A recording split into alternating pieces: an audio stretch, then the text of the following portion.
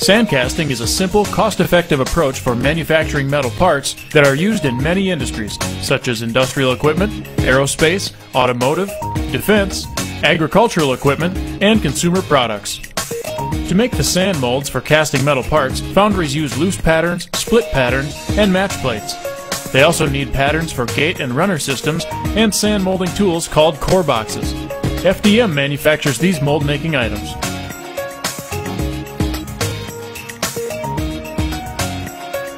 Even before the foundry starts making sandcasting molds, it may benefit from using FDM to make models, prototypes, and sales samples of the castings to validate product designs and get customer approval to proceed with the order. With that approval, the sandcasting process begins, and it starts with the pattern production.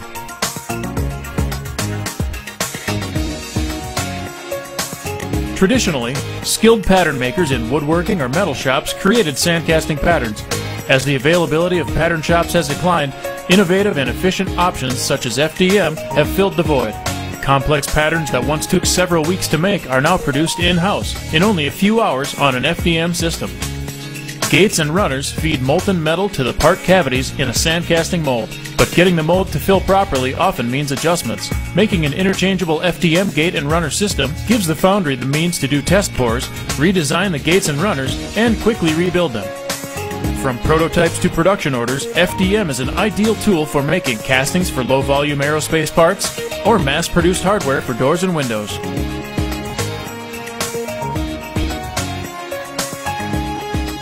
Once the FDM patterns, gates, and runners are made, the balance of the sandcasting process is unchanged. First, the FDM patterns are sanded. Next, an optional foundry coat is applied. This seals the pattern and improves abrasion resistance.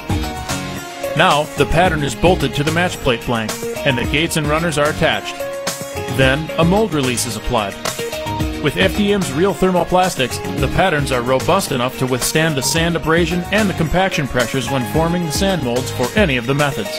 Loose pattern sandcasting with hand ramming forces for no-bake sandcasting, and match plate inserts for green sandcasting. Once the sand has been formed around the pattern to create a cope and drag, the sand molds are ready for metal casting. Molten metal is poured into the sand mold.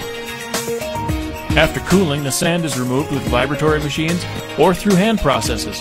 Sandblasting may be used to remove any residual sand trapped in the cast metal surface. The raw metal castings then go through secondary processes, including gate and runner removal, drilling, sanding, and machining.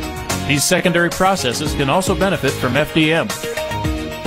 Guides for removing gates and runners, holding fixtures and nesting fixtures for machining, jigs and fixtures used to inspect finished part dimensions. From pattern to finished metal casting, FDM makes the process fast, efficient, and flexible. For further information, contact Stratasys Application Support.